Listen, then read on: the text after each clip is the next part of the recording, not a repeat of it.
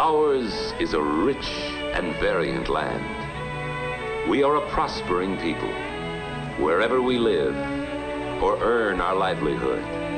We have bounties beyond those known to the people of any other day, and as responsible as anyone else for the care of these bounties is the woman in the American home. More often than not, it is the woman who holds the family purse strings to stretch out the family paycheck. Hers is the struggle eternal. Always the difficult goal, making our money reach out to cover more of our needings or wantings and luxuries. Meeting the unexpected happenings that any family has always to expect.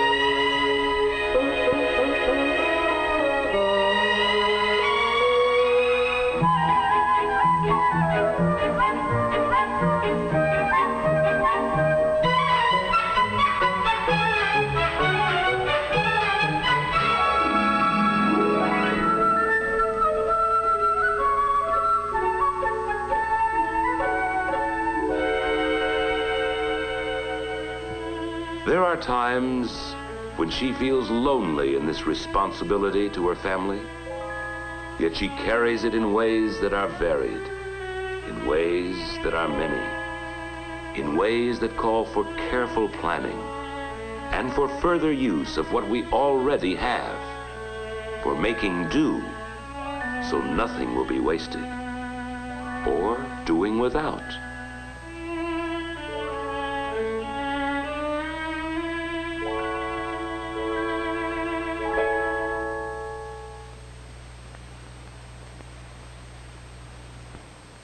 She unfolds and refolds the paycheck and molds it in the ways of thrift, making a fine art of doing so.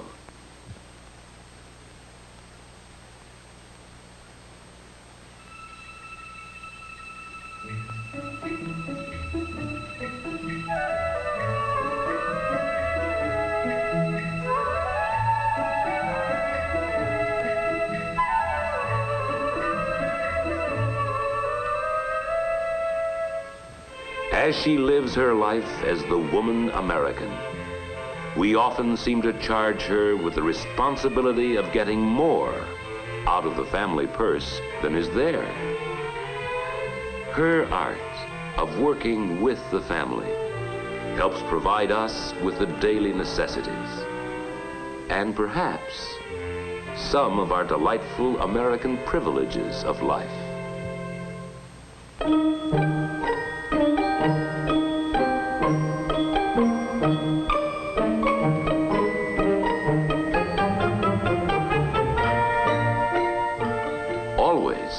The art is based on saving, by reducing the family needs, as well as by spending, for she spends to save and saves to spend.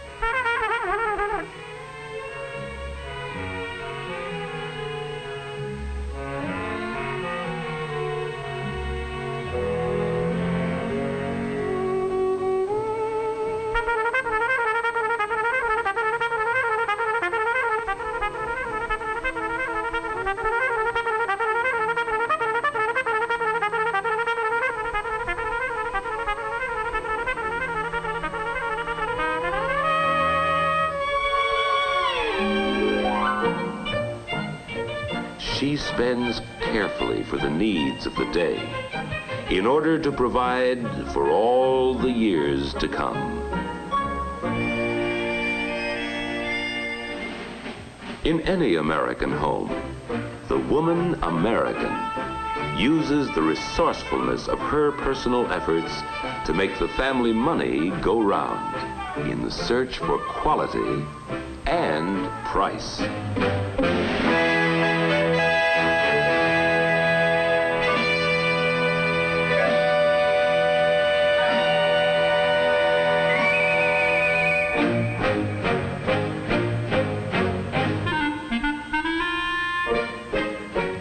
If the purchases have been good ones, they can serve new owners as time goes on, and will last, and last, and last, and last, and last.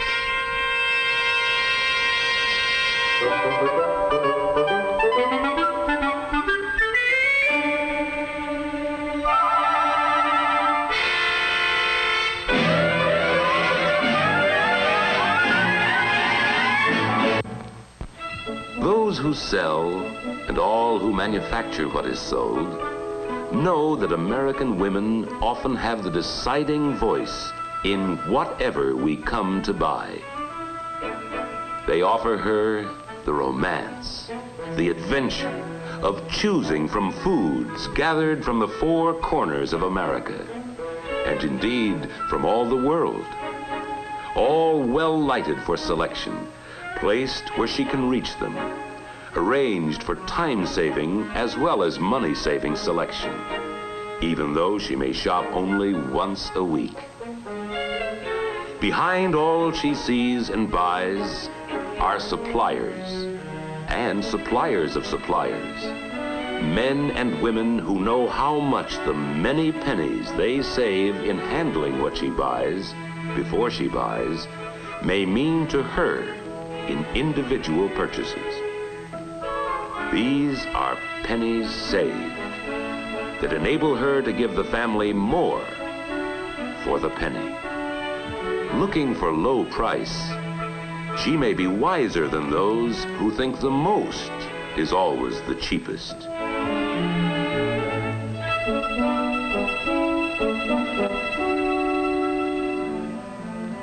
Or wiser than those whose idea of saving is to spend gasoline driving around the block, looking for a parking meter with free time left on it.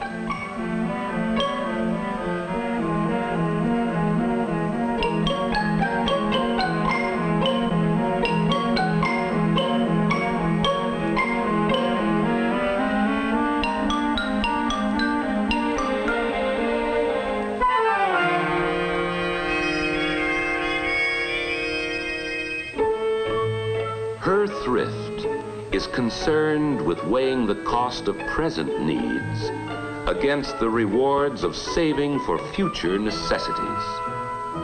While always she considers price, she looks also for those values, those qualities that provide for better appearances or promise to give us lasting satisfactions.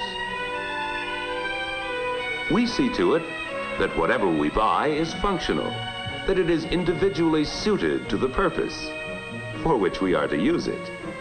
The fine art of practicing economy with a larger view.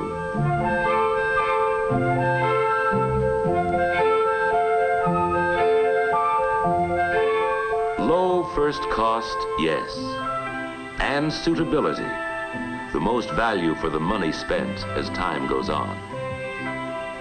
And one thing more, we want the article that best serves our heart's desire.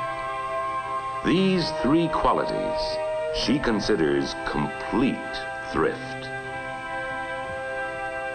American producers of goods have a constant goal: to offer what her good taste and good judgment will want to buy. The success of each free enterpriser depends largely on how well he courts her, how winningly he bids for her fancy, and her fortune. The courtship means keen competition. Each producer trying to charm her with choice offerings calculated to please her and please her family a little better than with the attractions of anyone else. Competition presses the retail dealer, too, into practicing thrifty ways. It leads him into dealing in pennies. For pennies make all the difference in what is bought or not bought. Pennies. American industry, to save production costs, carries on a continual search for ways of keeping costs down to hold prices down, so our products can be priced to stand out in our competitive American market. Lumbering turns what once was waste into new materials that help provide for family wants. Better, more serviceable articles for us to use and treasure. Cellophane from sawdust, rayon from chips, lacquers and enamels from edgings, plastics from slabs, all from the cellulose of wood that once was wasted. Costs are lowered often and prices held down by packing only the concentrated goodness, the essence of the goodness, and so reduce the costs of shipping needless bulk. Volume is important in low cost. Any machine tool that turns out things we need may cost the same whether the machine is used to turn out a dozen or a million. With the big divisor of 1 or 2 million and more, the cost of each unit is less, and this is vital.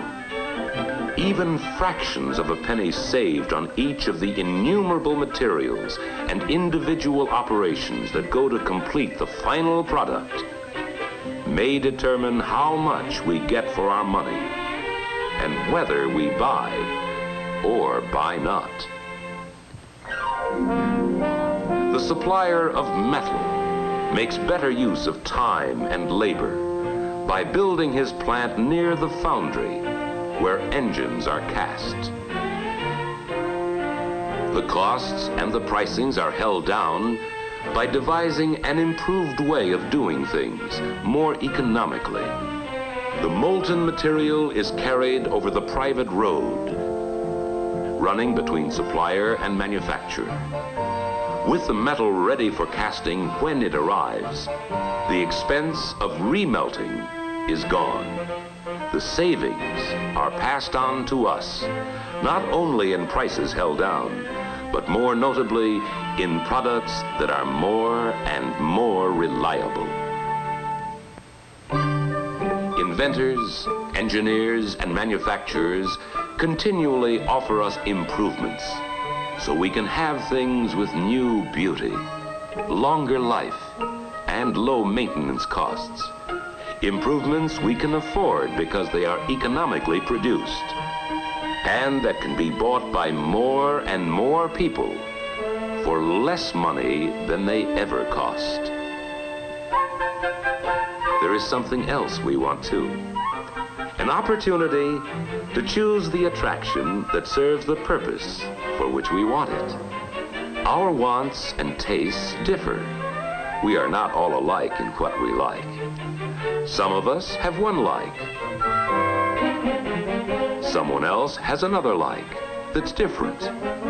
Depending upon who we are, where we live, and where we go from day to day, we differ in our desires as to style. Some families roll away on long trips once a year. Others take their travel in weekend lots.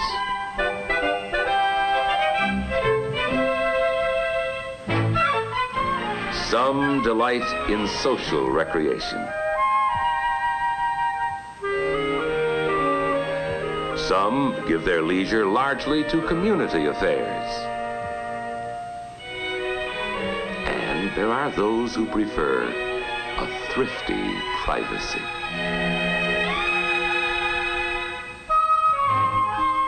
In many homes, the wife is a career woman.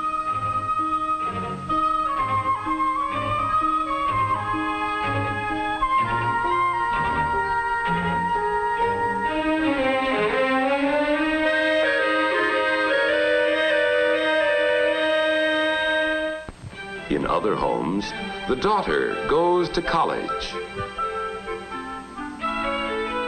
And then there are families where father and son form a working team. Whatever our way of life, our savings include giving the best of far-seeing care to the possessions we rely on.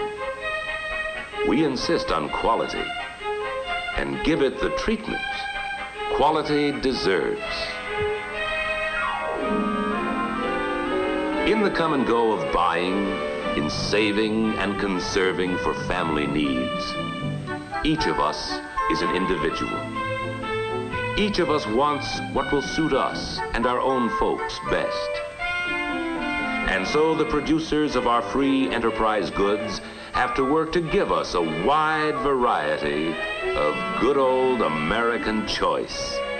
The things that are right for us as we see it. All brought to us by American competition in economy, providing us with the good life of plenties we enjoy.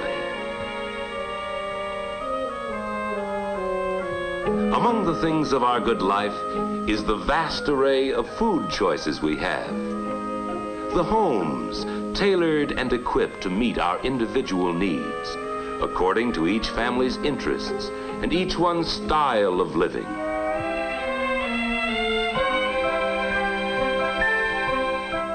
Competition puts labor-saving, time-saving devices in our homes that free a woman so she can add to the family income by carrying on with a working career.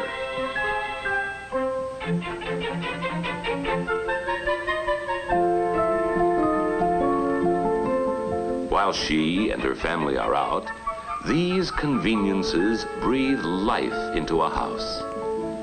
The evening meal started, the house warm, and the lights on when they begin to return at night.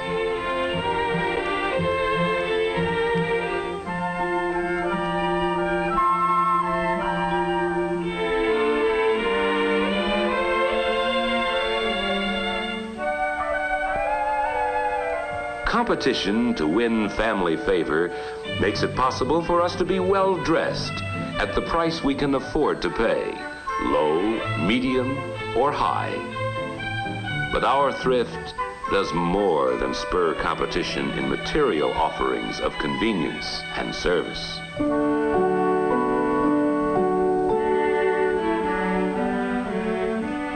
To provide for the well-being of others, as well as for our own, we have our charities, our churches, our synagogues, our cathedrals.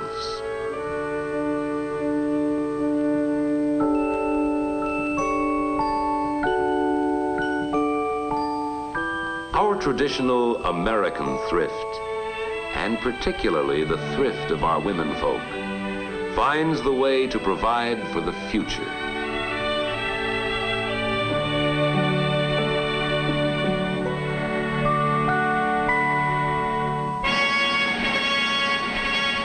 Our own security is important, but we save even more for our dependents of every age, the growing needs of our growing boys and girls. We save for years oftentimes, to spend on education. And our youngsters are able to attend schools that become more modern, schools that offer all of us a chance to improve what we know. As we choose, we have almost unlimited varieties of fun, ranging from the enjoyment of watching the antics of others having the fun of doing ourselves or seeing others do. We may indulge in all the excitement of water sports, or take our rolling waves powder dry. There is the choice of the quietness of games for just two, and the celebrations in which whole communities participate. American thrift, with our savings, has afforded us places to go. We can see the wonders nature carved out long before America came into being. We can see the scenic grandeurs of our nation and the cities built by all the races and nationalities which have come to people our great country.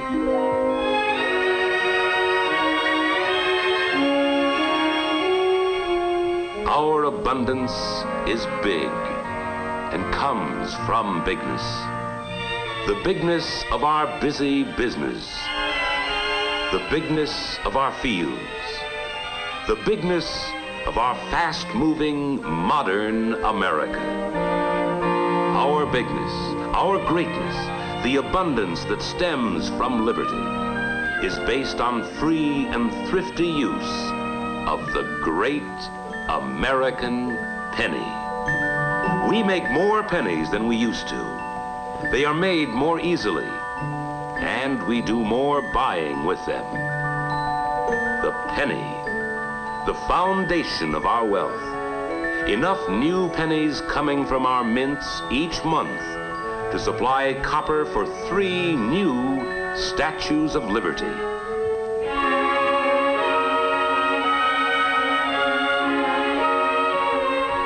Originating in the spiritual values of liberty and spurred on by a thrifty sense of progress, we live in an age of growing abundance. As we grow and see all that is so wonderful in our land, we may well remember it is all developed from the practical dreams of those who came before us, our founding forefathers. Those who thriftily paved the way for our producers to turn out whatever may best meet the economy demands of our individual American needs and askings, and for our liberty to buy whatever we each may choose.